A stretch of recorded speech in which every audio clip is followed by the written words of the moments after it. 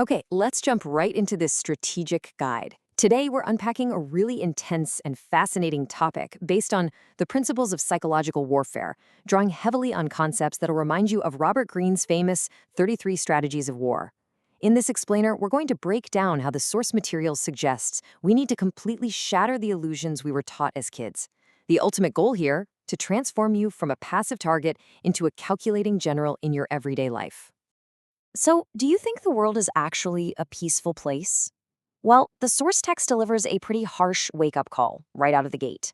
It argues that society basically programs us to be nice, to avoid conflict at all costs, and to buy into this idea that the world is a utopia if you just smile. But the authors assert that your office, your market, and even your personal relationships are actually a disguised battlefield. Every single day, people might be trying to steal your time, drain your energy, or climb right over you for status. And the text warns that if you keep playing by the rules of peace in a place like that, you're going to get crushed. To build up your psychological armor, the text outlines 6 key phases. Number 1, the end of the permanent peace illusion. Number 2, mental prep and the general's mindset. 3, death ground and burning your boats. 4, deception tactics and counterattack. 5, dismantling alliances and attrition war. And finally, number 6, the birth of the silent warrior. Phase 1. End of permanent peace illusion. The text states we've got to destroy this programming that demands you play nice and just accept things while others secretly take advantage of you. You're basically facing a choice here. On one hand, you have the victim mentality. Compromising your principles and agreeing to things you absolutely hate just to avoid a confrontation. You're stuck in that safe, emotional gray area. But on the flip side, there's the general mentality. This mindset is calculated, it's cold, it embraces conflict as just a normal part of life, and it actually utilizes enemies to grow stronger. The source strongly argues that to survive, you must abandon the victim and become the general. Phase 2, mental prep, the general's mindset. Now, before you can fight anyone else, the text points out that you have to master your own mind and completely detach your emotions. The source hits us with this blunt quote, "The gray area is the graveyard of the greats." You see, the first massive mistake we make is just wanting everyone to like us. But the source asserts you actually need enemies. And an enemy isn't necessarily someone coming at you with a weapon. It could be a toxic colleague, a ruthless competitor, or even a harmful idea. Enemies act as a compass. They cure your laziness, give you extreme clarity, and ignite your drive. You have to openly declare your principles and let people divide themselves around you. And that brings us to emotional control. The text paints this really vivid picture. A calm mind is like the surface of a frozen lake. A general who gets angry is a general who loses, period. Your enemy's greatest weapon isn't their power, and it's not their money. It's their ability to provoke you into making a stupid, emotional decision. When someone insults you or throws an obstacle in your path, their whole goal is to make you lose your nerve.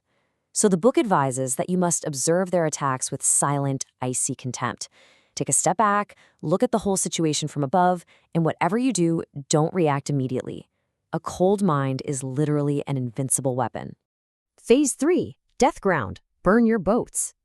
Think about this for a second. Why do we always delay our dreams, put off studying, or avoid confronting people who wrong us until absolute disaster strikes? Well, the source explains it's simply because you have a safety net. You always feel like there is an alternative.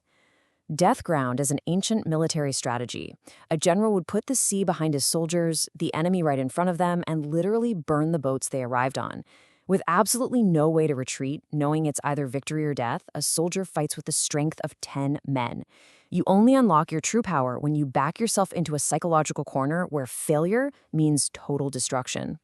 So, how exactly do you apply this today? You create your own psychological death ground. Cut off your safety nets. Commit to strict deadlines in front of people you really respect. Invest all your resources into your project so you literally have no backup plan. And publicly announce your goals so backing down would completely ruin your reputation. The author posits that by deliberately cutting your lines of retreat, you wake up this fierce survival instinct. It'll force you to achieve in 1 month what you failed to do in years. Phase 4, deception tactics and counterattack. Once your motivation is forged in that death ground, we shift to external engagements. This is all about manipulating the enemy's movements while totally hiding your own. The text argues that absolute transparency is a recipe for destruction. If people know exactly what you want, you're an open book just waiting to be burned. You have to control the flow of information by hiding your true intentions behind a thick cloud of smokescreens. Talk about fake secondary goals so your rivals mobilize their defenses in the wrong place. Show anger over trivial things so they think they've figured out your weak spot. And occasionally, just play dumb. When people think you're less intelligent than them, they relax, drop their guard, and end up revealing their secrets. And when it actually comes to conflict, striking first is considered a total amateur's game. It exposes your intentions and it drains your energy. Instead, the text suggests a calculated counterattack. Step 1, let the enemy attack first and show off. Step 2, feign weakness and retreat. This inflates their ego and makes them super reckless. Then, step 3, when they push forward aggressively, they leave themselves totally exposed. That's when you strike a fatal, precise blow, exactly when they are exhausted and their defenses collapse. The text notes that the winner isn't the one who strikes first, it's the one who lands the final blow. Phase 5, dismantling alliances and attrition war. But what happens when you're facing a vastly superior force, like an unfair boss or a really toxic group of people completely united against you? Well, the source says you never fight a unified bloc head-on. The numbers will just defeat you. Instead, you use asymmetric tactics. First up, divide and conquer. Every alliance has hidden cracks of jealousy or resentment. Your job is to find those cracks, cleverly leak information, and create paranoia until the group basically destroys itself from the inside. Second, if you're facing a superior force, use a war of attrition. Don't fight a major battle. Bleed their willpower through 1,000 tiny daily annoyances, making them chase ghosts and wasting their time on totally trivial details. As the text points out, the psychological battle is longer, but always the most deadly. See, the true goal of attrition isn't to destroy their physical resources or their body, it's to completely break their will to fight. By infecting their minds with exhaustion and doubt, they'll start making catastrophic mistakes on their own. They literally collapse internally before you even lay a finger on them. Phase 6, birth of the silent warrior. Stepping away from the naive herd, who will inevitably call these survival strategies cruel, evil, or Machiavellian, brings us to your final transformation. I am the silent warrior.